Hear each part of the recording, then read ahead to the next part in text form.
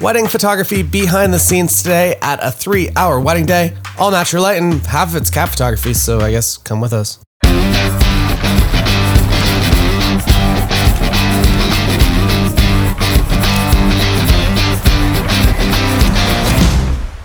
Keep waving. It's good stuff, man. Hello. I think I'll stay inside the plant today. Behind the scenes wedding day, 3 hours. Photojournalism, natural light, photography, cats. You're here now, and we're gonna get to it. I'm gonna talk to you about my process for shooting a shorter wedding day. This is the shortest wedding day of all of my packages, and hopefully you find the next few minutes valuable. Book More Weddings 2022. It's out now, and until the end of the month, 28th of February, 2022, you can get this bundle. It comes with all kinds of things for a very discounted price. After the month of February, Book More Weddings 2022 will be this price and will come with no bonuses whatsoever. You can also sign up to the member site. If you're a member, you get access to Book More Weddings 2022. Maybe that's the more cost-effective way to go about getting Book More Weddings 2022. But that course, it really is everything that I know about booking more weddings in 2022. That's why it's called Book More Weddings 2022. It's 10 different things that you should be doing for your business, 10 things that you can implement over the next couple of days, maybe weeks, and put your business on the track to the next station. It's all from the plant. Let's go to the wedding day. So this is a wedding day that I feel like a lot of us deal with, that we've done a good job, and we've done a good job across the entire gallery, but when you bring it down to a blog post, it doesn't really present itself as your best work ever. And for us as artists and photographers, you really do want to be pushing yourself and becoming a better photographer week after week after week. And the honest truth is that some weeks, you're unfortunately not going to see that progression in your work. And I think that it is important to reflect on that and understand that it's not a problem, that you're still doing great work for your clients, that your clients and your couples are going to be super happy with.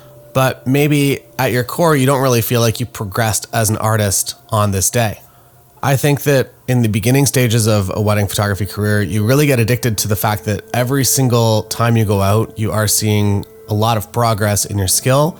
And at some point you will hit a plateau, and that plateau, you will feel like you are not progressing as much as you should be. And we all feel that, and there's nothing wrong with it. Also today, it's raining. And that also adds another layer of difficulty, that not only do I have to deliver my usual caliber of work, but now I have to do it somewhat in the pouring rain, potentially. And I actually think that it's awesome that Kevin and Mallory were like, well, it seems like the weather's going to clear in about an hour. Let's just do it back here where we dreamed of doing our wedding. And as you'll find out, that the screen that you just saw there was AccuWeather, which if you don't have AccuWeather, it gives you a somewhat accurate minute-by-minute forecast.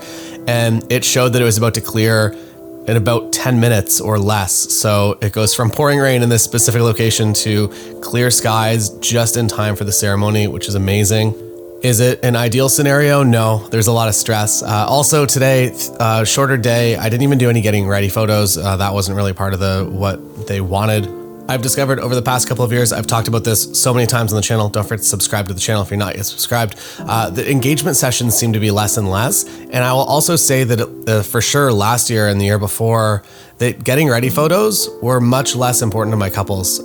As just a kind of a general statement, I would say most couples are still getting ready coverage. It's kind of one of those key parts. But when I was first getting started wedding photography in 2005, salon coverage was all the rage, that you had to be there from the moment that the couple got to the salon, or I guess the girl's side, if there's a girl's side, got to the salon, that you were doing coverage from there, usually until the end of the night. And I have seen that change drastically within my time as a wedding photographer. And I would say that I haven't been to a salon in a very, very long time. And I'm super happy with that, because I don't love doing salon coverage, because you start the wedding gallery with basically that they've just woken up. And while it is a great photojournalistic moment, it's maybe not the way that they want to see the first image in their gallery to be something no hair, no makeup done. Again, this is my experience. Take from it what you will.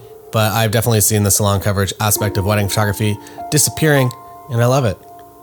Here we are, backyard. They have a friend officiating. In Canada, you can see off to the left of the frame, we have to have a legal officiant as well. If your friend officiates or reads things during the ceremony, you still have to have somebody that can legally sign the paperwork. Other countries, maybe that's not a thing for you. I would say this was kind of, if I could picture kind of that perfect TV/movie wedding, I feel like this was kind of it. I feel like with TV movie weddings, they're either way over the top and spent $1 million on their wedding, or it's something exactly like this. I really felt like I was living in some sort of cinematic universe during this. I have been using my 35mm lens and my 85, so that image is from my 85. And then as Mallory gets closer, I switch to my second camera, which is my 35. I will say that as a prime shooter, I love my primes, but this might have been an opportunity to bring out a 24-70, and it would have made my life a little bit easier rather than switching between two cameras. Usually it's not a problem, but the aisle is very, very short and there's not a whole lot of space. And basically I'd typically be on a 70-200 during a ceremony, but it is obviously clearly not necessary in a smaller environment like this. Took a lot of photos of the cat. The cat is the most photogenic cat I've ever seen in my life, I think. This is also a movie cat. I don't know if this cat is real. It could be computer graphics. It could just be an illusion. I don't know. Maybe that's for you to decide. Maybe vote in the comments. Is this cat animated or is it here in real life? Who knows? This wedding is quite similar to a destination wedding that I would typically shoot. Usually the guest count is roughly the same. There's one more cat here. Usually there's no cats at destination weddings, but this cat it's their cat. It was free to roam the backyard, which is really, really cool. And whether I'm at a destination wedding or whether I'm at a wedding like this that is a smaller wedding, I do my best to stay out of the way. I'm not going to be right up on top of them taking photos when I can easily get the shots I need with an 85, or I can get a few kind of wider shots from way back here. I really love when these ceremonies are outside that I can actually move around and I have the freedom to do that. I really don't enjoy whenever I'm maybe in a smaller church and there's no side aisles or something and I have to spend a lot of time in the center aisle. I don't feel super comfortable. I get the shots I need. I know what job I'm there to do, but this is a much preferred style of coverage for me. And if you can set your camera to silent mode, I would also maybe recommend that. The only, I guess, negative of the fact that it was raining is that to the left of where you just saw, there's kind of a blue tent for the string orchestra, so that their instruments don't get rained on. And that was a bit of a bummer, but other than that, everything worked out. And coming back to this is a wedding from a movie. As soon as they were about to be introduced as the couple, it started to get sunny out, which is awesome. Maybe not so good for photography because all of a sudden they're going to be in bright sun and they're directly lit.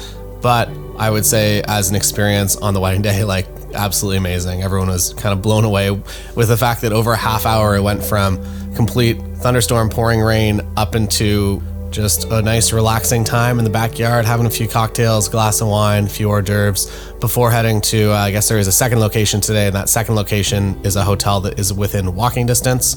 And honestly, as somebody that's been to a lot of weddings, I would say that they planned the perfect day, especially for them, that this is kind of an ideal scenario that you get to get married in your backyard with your cat, and you get to walk a few blocks away and you get to have an amazing dinner at a local hotel and in a city that you actually live in. I feel like that's another downside, is that a lot of people have weddings because there's a venue somewhere and they can do everything there.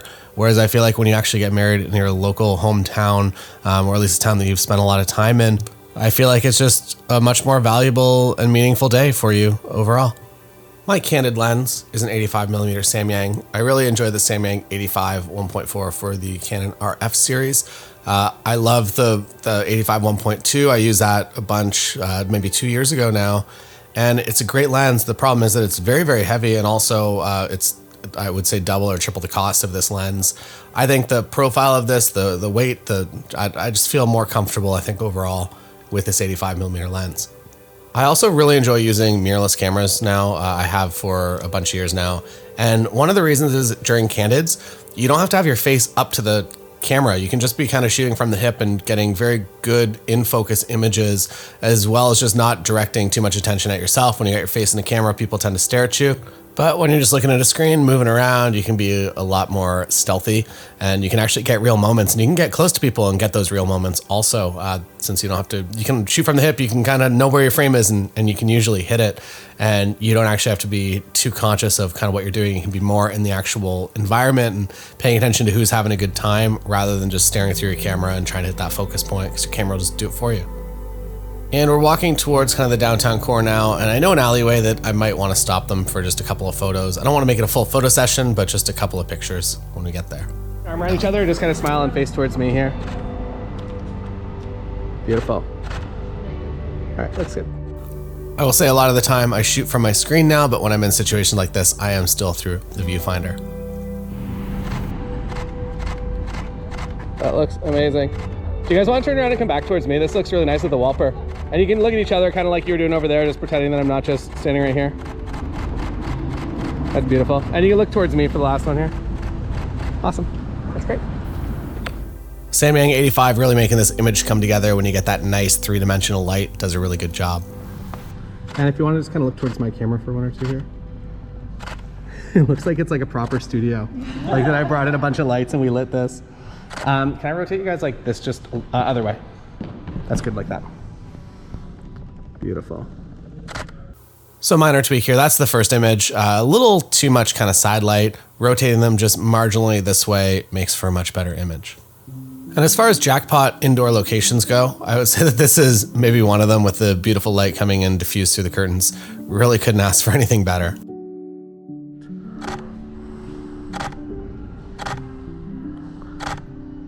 Beautiful.